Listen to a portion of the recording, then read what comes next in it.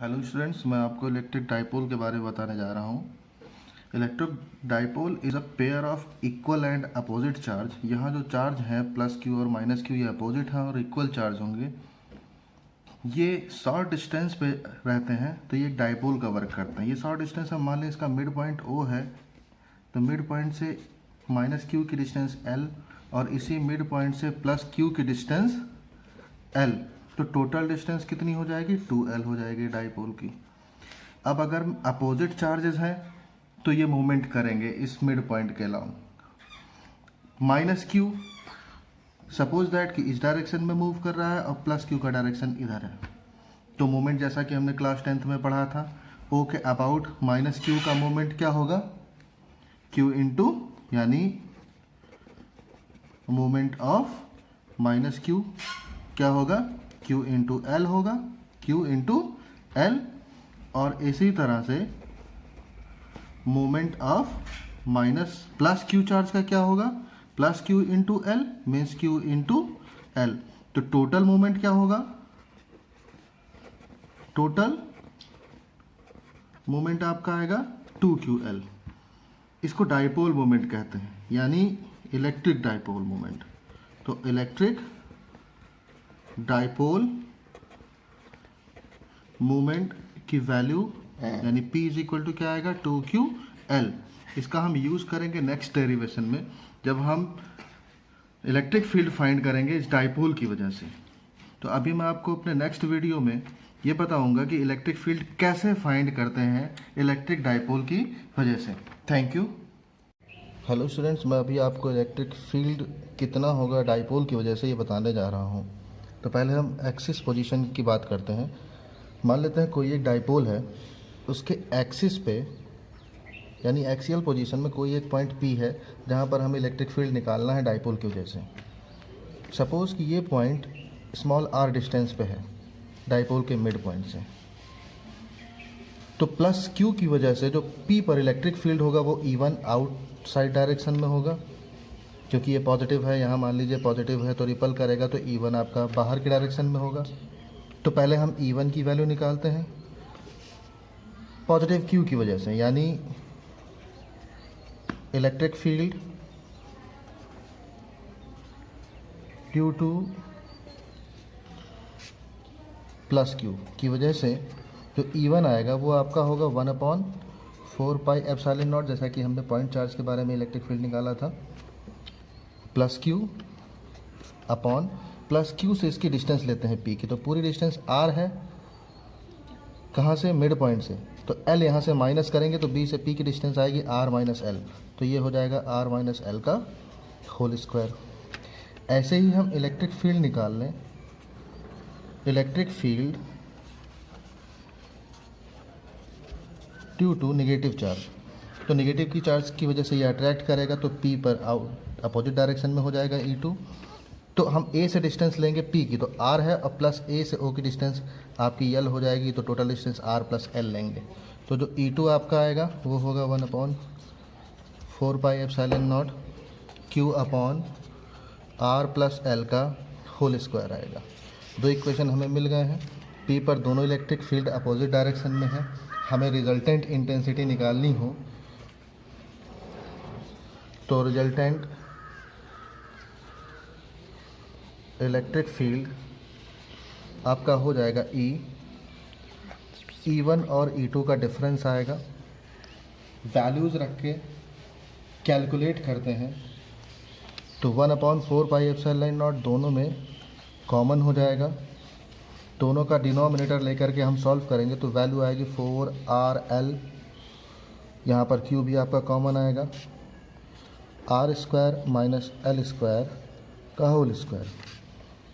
अब क्योंकि जो डाइपोल की डिस्टेंस होती है बीच की वो बहुत शॉर्ट होती है स्मॉल r के कंपैरिजन में, so that L is less than R, therefore L² is ever less than R, तो हम L को निगलेक्ट कर सकते हैं।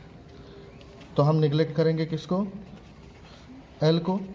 यहाँ से हटा दें तो कितना आएगा? 1/4 pi epsilon naught Q into 4RL, नीचे से L चला जाएगा तो R² R² R पावर 4 हो जाएगा। इसको सॉल्व कर लेते हैं, और जब इसको सॉल्व करेंगे तो वैल्यू हमारी आएगी 1/4 पाई एप्सिलॉन नॉट। यहाँ सॉल्व करते हैं, 2 बाहर ले लेते हैं, Q अंदर और 2QL लिख लेते हैं। इस R से 4 कट जाएगा, 3 बचेगा, तो नीचे आ जाएगा R3। हमने 2QL क्यों बनाया है, क्योंकि अभी हमने आगे पढ़ा था कि 2QL डाइपोल मोमेंट होता है जिसकी वैल्यू होती है P, तो यहाँ हम P रख देंगे वैल्यू, वो इलेक्ट्रिक डाइपोल मोमेंट हो जाएगा। तो टोटल वैल्यू हमारी आ जाएगी 1/4 पाई एप्सिलॉन नॉट 2P/R3। ये आपका आ जाएगा एक्सियल पोजीशन में। Okay, thank you. तो अभी हम निकालने जा रहे हैं इक्वेटोरियल लाइन पर डाइपोल की वजह से इलेक्ट्रिक फील्ड। ये आपका डाइपोल हो गया। अभी हमने एक्सियल पोजीशन में निकाला था एक्सिस पे, तो अब हम एक्सिस के अलावा इक्वेटोरियल पॉइंट पे लेते हैं परपेंडिकुलर डायरेक्शन में। मान लेते हैं मिड पॉइंट से R डिस्टेंस पे इक्वेटोरियल लाइन पे कोई पॉइंट P है जहाँ पर हमें इलेक्ट्रिक फील्ड निकालना है। तो -Q की वजह से जो P पर इलेक्ट्रिक फील्ड आएगा उसका डायरेक्शन -Q की ओर होगा क्योंकि अट्रैक्शन रहेगा, और +Q की वजह से ये आउटसाइड डायरेक्शन में रहेगा रिपल्सन। सपोज यहाँ हम सपोज करते हैं हमेशा टेस्ट चार्ज +Q है, तो प्लस माइनस अट्रैक्ट करेंगे और ये प्लस प्लस रिपल करेंगे, तो इस डायरेक्शन में आपका हो जाएगा E1 पॉजिटिव Q की वजह से, और इधर मान लेते हैं आपका E2 है। सपोज करते हैं कि ये थीटा एंगल अगर बना रहा है, तो अभी हम पॉइंट P को क्रिएट करते हैं। पॉइंट P पर हमने देखा कि पॉइंट P पर एक डायरेक्शन ये हमें मिला है E1 का, और पॉइंट P पर ही एक डायरेक्शन हमें ये मिला है E2 का। अगर एक लाइन हम ऐसे ड्रॉ कर लें, ये लाइन आपकी ऐसे आ रही है ना, डाइपोल पे, ये डाइपोल आपका था, यहाँ थीटा था, तो ये भी आपका कितना होगा थीटा। तो अब अगर इसको हम E1 को इसके 2 कंपोनेंट में रिजॉल्व करें, तो E1 आपका यहाँ आएगा E1 साइन थीटा, और ये हो जाएगा E1 कॉस थीटा। ऐसे हम E2 को 2 कंपोनेंट में रिजॉल्व करें, तो ये आपका आएगा E2 कॉस थीटा, और ये आएगा E1 साइन थीटा। तो E1 साइन थीटा और E1 sine theta opposite direction में है, तो एक दूसरे को ये कैंसिल कर देंगे। लेकिन E1 कॉस थीटा एक ही डायरेक्शन में हो जाएंगे, तो ये ऐड हो जाएंगे और यहाँ से हमारा रिजल्टेंट निकल जाएगा। तो अभी हम फिगर पे आते हैं, और पहले पॉजिटिव Q की वजह से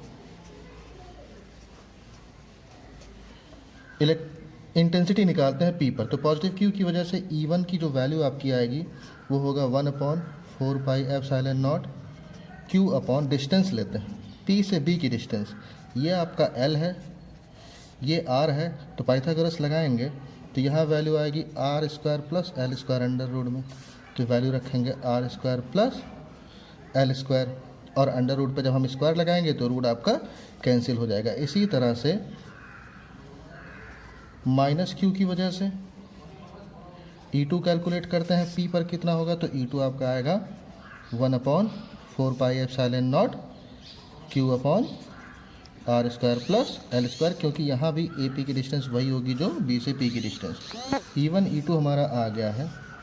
इस फिगर से रिजल्टेंट जो आपका आता है वो आएगा E1 cos theta plus E2 cos theta, क्योंकि E1 साइन थीटा और E2 साइन थीटा दोनों एक दूसरे को के अपोजिट थे, कैंसिल थे। तो यहाँ हम वैल्यूज रखते हैं E1 E2 की, और जो कॉमन होगा कॉमन कर लेंगे, बाकी सॉल्व कर लेते हैं।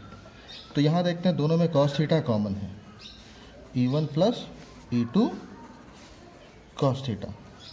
सॉल्व करते हैं, वैल्यू रख देते हैं, तो वैल्यू कितनी आएगी E1 प्लस E2 में 1/4 पाई एप्सिलॉन नॉट कॉमन आपका हो जाएगा, Q भी कॉमन हो जाएगा, ब्रैकेट में आपका आ जाएगा 1/R² plus L² plus 1/R² plus L², और बाहर कॉस थीटा।